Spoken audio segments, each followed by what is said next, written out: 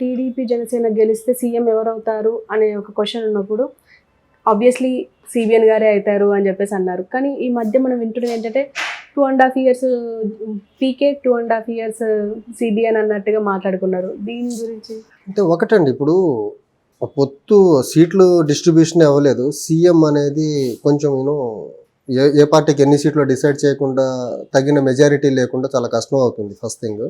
And second thing ఏంటంటే ఆంధ్రప్రదేశ్ ఇప్పటికే విడిపోయి అభివృద్ధి లేక, రాజధాని లేక, పోలవరం పూర్తి చేయక, తర్వాత రైల్వే జోన్ రాక, కడప స్టీల్ ప్లాంట్ రాక, పరిశ్రమలు రాక, రకరకాలుగా వెనకబడి ఇబ్బందుల్లో ఉన్న రాష్ట్రం అండి ఆంధ్రప్రదేశ్.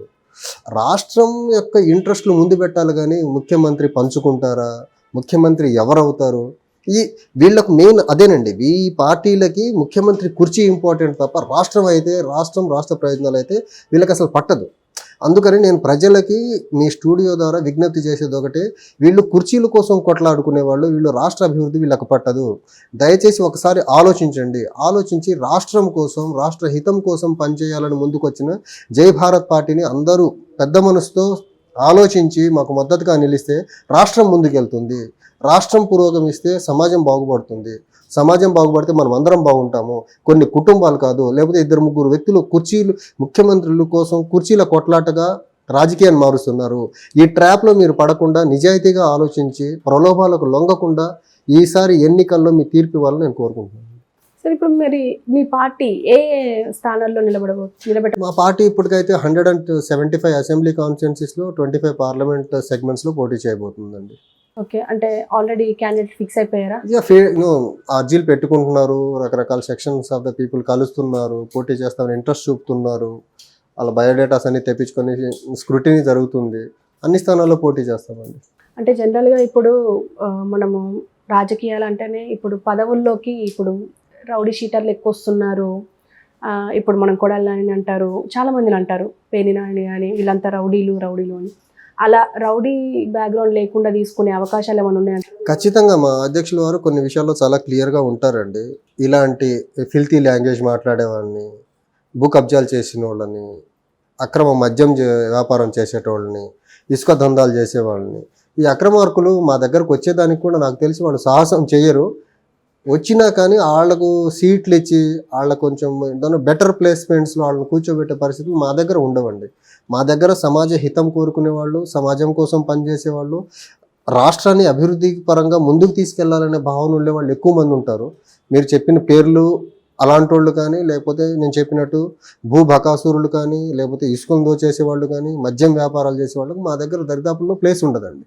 అంటే ఇప్పుడు మొత్తానికి చదువుకున్న వాళ్ళని తీసుకుంటామని అంటున్నారు. చదువుకున్న వాళ్ళు, సమాజం పట్ల అంకిత భావం ఉన్నవాళ్ళు, కొంచెం నిజాయితీగా ఉండేవాళ్ళు, ట్రాన్స్ఫర్మేటివ్ పాలిటిక్స్ అండి. ఇప్పుడు రాజకీయాలంటే మీరు చెప్పినట్టు ఇందాక కొనుగోళ్లు అమ్మకాలుగా మార్చేశారు. కులాలు, మతాలతో ప్రలోభాలు పెట్టే దాని నుంచి రాజకీయాన్ని రాజకీయంగా రాష్ట్ర హితం కోసం చేసే రాజకీయాల వైపుగా మేము తీసుకెళ్లే ప్రయత్నంలో భాగంగా జై భారత్ పార్టీ అండి. ఇప్పుడు అలా చేయకపోతే బూతులు తిట్టుకునే పార్టీలా కంటిన్యూ అవ్వాలనుకుంటే, లేకపోతే అక్రమ ఇసుక రవాణా వ్యాపారాలు చేయాలనుకుంటే, లేకపోతే భూ కబ్జాలు చేసుకోవాలంటే, లేకపోతే ఇల్లీగల్ గంజాయి వ్యాపారాలు చేసుకోవాలా అనుకున్నప్పుడు ఆల్రెడీ ఉంది ఆ సెటప్. ఆ పార్టీలు అన్నీ అలానే ఉన్నాయి.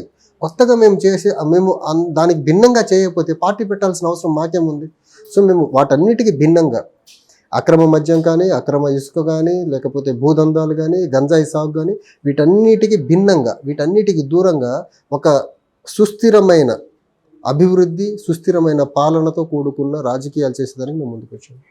అంటే అనుకుంటున్నారా ఇవన్నీ లేకుండా, అంటే ఇప్పుడు ఈ భూ కబ్జాలు కానీ, ఈ ఇల్లీగల్ వ్యాపారాలు ఏమీ లేకుండా తీసుకొస్తాం అని చెప్పేసి అంటున్నారు కదా, నిలదొక్కుకోగలుగుతారా ఇన్ని పార్టీలో ఉన్న? అన్ఫార్చునేట్ అండి. ఏంటంటే ఇప్పుడు 75 సంవత్సరాలు ఇండిపెండెంట్ ఇండియాలో ఇప్పుడు గవర్నమెంట్ ఆఫ్ ఇండియా కూడా they came out with very nice స్లోగన్కి ఆజాదీగా అమృత్ మహోత్సవ్. ఆజాదీ చాలా మంచి పదము, అమృత్ మహోత్సవ్ చాలా మంచి పదము. కానీ ఆజాదీగా అమృత్ మహోత్సవ్ భారతదేశంలో ఎలక్షన్లు వచ్చేసరికి మందు, మద్యం, కులం, మతం అన్నీ వాడేసి దాన్ని చాలా పొల్యూట్ చేసేసారండి. ఈ 75 సంవత్సరాలుగా వీళ్ళు చేసిన ఈ అరాచకాలని, వీళ్ళు సెటప్ చేసిన ఈ రాజకీయ వ్యవస్థని మార్చాలంటే ఓవర్నైట్లో అవ్వకపోవచ్చు. కానీ ఖచ్చితంగా మా అడుగులు ఆ దిశగానే ఉంటాయి, ఆ మార్పు దిశగానే ఉంటాయి. ఖచ్చితంగా సాధిస్తాం. కొంచెం లేట్ అవ్వచ్చు కానీ సాధించడం మాత్రం పక్కా. సార్ ఇప్పుడు మొన్న అంటే రీసెంట్గా పెట్టారు, ఇప్పుడు 2023 డిసెంబర్లో పెట్టారు మీరు పార్టీ, అంటే సార్ జేపీ జేడి నారాయణ గారు, జేడి లక్ష్మీనారాయణ గారు, జేడి లక్ష్మీనారాయణ గారు ఇప్పుడు డిసెంబర్లో పెట్టిన పార్టీ ఇది. అంటే నమ్మే పరిస్థితులు ఏమైనా ఉన్నాయంటారా ప్రజలు? అంటే ఒక నమ్మేదానికి క్రైటీరియా ఏమైనా ఉందంటే ఇలా ఉంటే నమ్ముతారనే క్రైటీరియా ఏమైనా ఉంటుందా? అంటే మనం జనరల్గా చూస్తున్నాం కదా, ఇప్పుడు చాలా మంది ఇప్పుడు మా అధ్యక్షుల వారి ట్రాక్ రికార్డ్ చూడండి. పోలీస్ ఆఫీసర్గా ఎంత నిజాయితీగా ఎంత హానెస్ట్గా ఉన్నారో ఒకటి తెలుస్తుంది మీకు. వచ్చిన తర్వాత ఓటుకు డబ్బులు ఇచ్చి కొనే పార్టీలో వెళ్ళాలి ఆయన. 2019లో పోటీ చేసినప్పుడు అప్పటికి జీరో బడ్జెట్ పాలిటిక్స్ అని చెప్పిన జనసేనతో ఉన్నారు ఆయన. అక్కడి నుంచి బయటకు వచ్చిన తర్వాత రకరకాల పార్టీల నుంచి ఆహ్వానాలు ఉన్నా కానీ వాటన్నిటికీ దూరంగా జరిగి వీళ్ళతో మనం అనుకున్న భావాల్ని ముందుకు తీసుకెళ్ళలేము అని ఆయన 3.5-4 సంవత్సరాలుగా రకరకాల జనాల్ని కలిసి ఫౌండేషన్ ద్వారా ఆయన చేయాల్సిన సేవా కార్యక్రమాలు చేసుకుంటూ ముందుకెళ్ళారు. ఈ సేవా కార్యక్రమాల్లో భాగంగా ముందుకెళ్తున్న క్రమంలో రకరకాల జనాలు, రకరకాల సెక్షన్స్ ఆఫ్ ద సొసైటీ వాళ్ళు ముందుకు వచ్చి మీరు పార్టీ పెడితే బాగుంటుంది సార్ అని ఒక అభ్యర్థన తీసుకొచ్చారు. అలా ఈ జై భారత్ నేషనల్ పార్టీ అనే పార్టీ ప్రజల్లో నుంచి పుట్టిన పార్టీ. సార్ పెట్టిన ప్రజల అభ్యర్థన మేరకు ప్రజల్లో నుంచి పుట్టిన పార్టీ ఇది. సో ఖచ్చితంగా మా సార్ ట్రాక్ రికార్డ్ కానీ ఇవన్నీ చూసుకుంటే జనాలు నమ్మేదానికి ఆస్కారం చాలా ఎక్కువ ఉంది. ఎందుకంటే ఈ ఆల్రెడీ ఎస్టాబ్లిష్డ్ పార్టీస్తో వీళ్ళు చేస్తున్న కుయుక్తి రాజకీయాలతో విసుగు చెంది ఉన్నారు జనాలు. సో అక్కడ జనాలు ఏంటంటే కొంచెం మార్పు కోసం చూస్తున్నారు, అది మంచి మార్పు కోసం చూస్తున్నారు. మార్పు అంటే ఒక మనిషిని మార్చి ఇంకొక మనిషిని సీఎం కుర్చీలో కూర్చోబెట్టేది కాదు, వ్యవస్థలో వచ్చే మార్పుల కోసం జనాలు ఈగర్లీ వెయిటింగ్ అండి. అందులో ఆ ప్రయత్నంలో భాగంగా జనాలు ఖచ్చితంగా మా వైపు నిలుస్తారని నమ్మకం మాకు. సార్ మీరు జనసేనతో అంటే పీకే గారితో వర్క్ చేశారని చెప్పేసి విన్నాము, మరి బయటికి రావడానికి గల కారణాలు ఏమో అండి. ఆయన వారాహి యాత్ర స్టార్ట్ చేస్తున్న రోజు అందరినీ స్టాఫ్ మొత్తాన్ని తీసేశారు. అందులో నేను ఉన్నాను, వచ్చేసాను. ఎందుకు తీసేశారో ఏంటో నాకైతే రీజన్ తెలియదు. మీ సేవలు చాలు, వేరే ఆల్టర్నేట్ చూసుకోండి అన్నారు, బయటకు వచ్చేసాను అంతే. అంటే మీరు అక్కడ ఏ వర్క్ చేసేవాళ్ళు? అంటే నేను డిఫరెంట్ వర్క్స్ ఉండేయండి. బ్యాక్ ఎండ్లో వర్క్ చేసేవాడిని. స్పెసిఫిక్గా ఒక వర్క్ అనేం లేదు. కౌలు రైతులు చెక్కులు పంచేటప్పుడు మేము గ్రౌండ్ లెవెల్లోకి వెళ్ళి వెరిఫికేషన్కి వెళ్ళేవాళ్ళము. తర్వాత పార్టీ మీటింగ్స్ ఏమైనా ఉంటే బ్యాక్ ఎండ్ వర్క్స్కి వెళ్ళేవాళ్ళము. అక్కడి నుంచి నేను బయటకు వస్తున్న టైంలో నేను పవన్ కళ్యాణ్ గారికి న్యూస్ కరెస్పాండెంట్గా చేశానండి. అందులో నేషనల్ ఇంటర్నేషనల్ న్యూస్ వరకు నేను చూసి కంపైల్ చేసి ఆయనకు పంపించాల్సి ఉంది. సో మీరు అంటే పీకే గారితో వర్క్ చేసినప్పుడు అంటే హ్యాపీగానే ఉండేవారా? అంటే పీకే కదా అనే ఆ పార్టీ ఉద్దేశాలను చూసి చాలా మంది జాయిన్ అవుతారు. అంటే నేను ఒకటండి, అంతకుముందు ఆయనతో నాకు ఎలాంటి పరిచయాలు కానీ ఏ కనెక్షన్స్ లేవు. ఆయన పబ్లిక్ స్పీచెస్ విని పార్టీ సిద్ధాంతాలు నచ్చే వెళ్ళాను నేను. లోపలికి వెళ్ళిన తర్వాత ఆయన చుట్టూ ఉన్న సెటప్ని చూసి, ఆ చుట్టూ ఉన్న మనుషుల్ని చూసి ఇక్కడున్న సిద్ధాంతాలు వేరు, ఈయన చేస్తున్న పనితీరు వేరు ఉందని అనిపించింది. అండ్ ఆయన మాట్లాడే మాటలకును ఈ చుట్టుపక్కల ఉండే జనాలు చేసే చేష్టలకు పొంతం లేకుండా ఉందన్నమాట. అనిపించింది, చాలాసార్లు అనిపించింది. ఈయన బయటకు మాట్లాడేది ఒకటి ఉంది, లోపల జరిగేది ఇంకోటి ఉంది. ఇలాంటి మనుషుల్ని పక్కన పెట్టుకొని ఈయన సమాజంలో అనుకున్న మార్పులు తీసుకురాగలరా? కనీస రాజకీయ పరిజ్ఞానం లేని వాళ్ళందరూ పక్కన ఉన్నారు కదా అనిపించింది, చాలాసార్లు అనిపించింది. చాలామందితో డిస్కస్ చేసాము.